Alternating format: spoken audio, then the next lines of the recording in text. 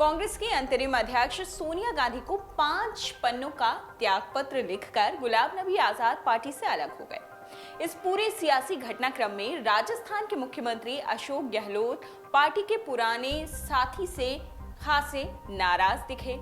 इतना ही नहीं, उन्होंने आजाद को संजय गांधी का चापलूस तक बता दिया था। हालांकि अगर कांग्रेस का इतिहास देखें तो दोनों राजनेताओं का सफर लगभग एक जैसा रहा। वहीं अगर इसकी तुलना मौजूदा हालात से की जाए तो ये साफ तौर पर नजर आता है कि संजय और राजीव गांधी के समय में दो नेता मिले और राहुल गांधी के युग में राहें अलग हो गई, जुदा हो गई। बात आजाद की और साथ में अशोक गहलोत की। 1970 के समय दोनों नेताओं ने राजनीतिक पारी की शुरुआत छात्र नेता के तौर पर की थी। बाद में दोनों उप मंत्री, केंद्रीय मंत्री और अपने अपने राज्यों में मुख्यमंत्री भी बने। कहा तो ये भी जाता है कि एक ओर जहां आजाद को पूर्व प्रधानमंत्री इंदिरा गांधी के छोटे बेटे संजय गांधी का सहयोग और साथ मिला, तो वहीं गहलोत ने भी संजय के बड़े भाई राजीव गांधी का भरोसा हासिल कर लिया था। 70 के दशक तक संजय को पूर्व पीएम का सियासी उत्तराधिकारी माना जाता रहा। राजीव गांधी वैसे भी पहले राजनीति में कोई इंटरेस्ट नहीं लेते थे और वो राजनीति में आना भी नहीं चाहते थे।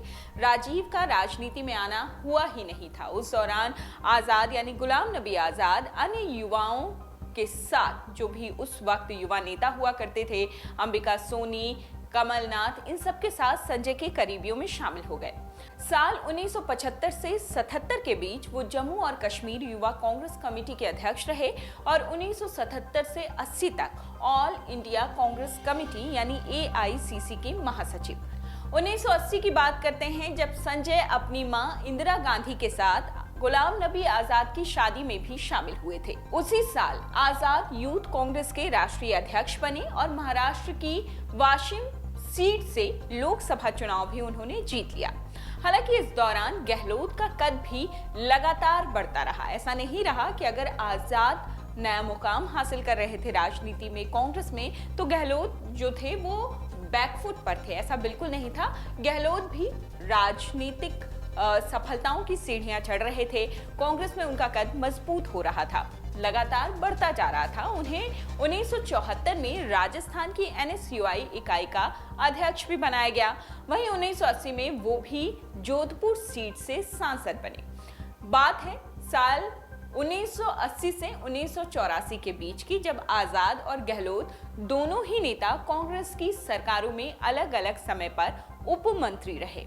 अब जून 1980 में प्लेन क्रैश हो जाने की वजह से संजय गांधी का निधन हो गया और राजीव की राजनीति में एंट्री हुई। इसके बाद एक और जहां गहलोत 34 साल की उम्र में राजस्थान कांग्रेस के सबसे युवा अध्यक्ष बने, वहीं आजाद, गुलाम नबी आजाद वाशिम से 2 बार सांसद रहने के बाद राज्यसभा गए और केंद्रीय मंत्री भी बने रहे।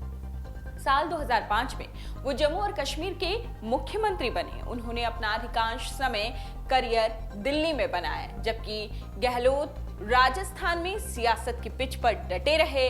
47 साल की उम्र में उन्हें राजस्थान का पहली बार सीएम बनाया गया। इसके बाद उन्होंने 2008 से 2013 और भी राज्य की कमान संभाली। फिलहाल गहलोत लगातार गांधी परिवार के प्रति अपनी वफादारी निभाते रहे हैं। सबूत भी वो इसका वक्त वक्त पर पेश करते रहे हैं। लेकिन आजाद बीते कुछ सालों से पार्टी से बेहद खफा हैं। साल 2020 में उन्होंने पार्टी अध्यक्ष को चिट्ठी लिखी और बदलाव की मांग की। वहीं 2022 में लिखे त्यागपत्र में भी उन्होंने राहुल गांधी पर जमकर निशाना साधा। दो नेता एक साथ राजनीति में आए, कांग्रेस ज्वाइन किया, एक साथ कांग्रेस और राजनीति में उनका कद बढ़ता गया। लेकिन दोनों के विचार अलग, दोनों की बातें अलग, दोनों का व्यक्तित्व अलग। गहलोत पहले ही कह चुके हैं कि राहुल गांधी को अध्यक्ष बनना चाहिए कांग्रेस का, क्योंकि अगर वो ऐसा नहीं करेंगे तो बहुत सारे कार्यकर्ता उनसे खफा हो जाएंगे, वो अपने घर बैठ जाएंगे। कांग्रेस को बचाना है तो राहुल गांधी को अध्यक्ष बनाना होगा। और दूसरी तरफ गुलाम नबी आजाद ने साफ तौर पर जो चिट्ठी लिखी 5 पन्नों की, उसमें ये साफ किया कि परिवारवाद जो कांग्रेस पार्टी को खत्म करने के लिए सबसे बड़ा अगर कुछ जिम्मेदार है तो परिवारवाद है। राहुल गांधी पर उन्होंने खूब निशाना साधा। एक राहुल गांधी के मुरीद लेकिन दूसरे राहुल गांधी से बेहद खफा और कांग्रेस की जो दुर्दशा है आज उसके लिए एक बहुत बड़ा जिम्मेदार जो है राहुल गांधी को गुलाम नबी आजाद ने बताया। तो अब जब गुलाम नबी आजाद छोड़ चुके हैं कांग्रेस के सभी पदों से त्यागपत्र दे दिया है और खबरें आ रही हैं कि वो अपनी नई पार्टी भी बना सकते हैं और जम्मू कश्मीर चुनाव में उतर सकते हैं, ऐसे में अशोक गहलोत लगातार निशाना साध रहे हैं।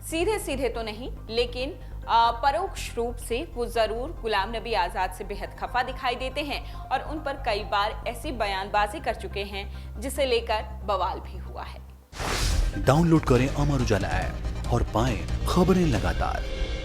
अगर आप ये वीडियो YouTube पर देख रहे हैं तो हमारे चैनल को सब्सक्राइब करें और बेल आइकन को दबाना ना भूलें। अगर आप Facebook पर ये वीडियो देख रहे हैं तो हमारे पेज को लाइक करें।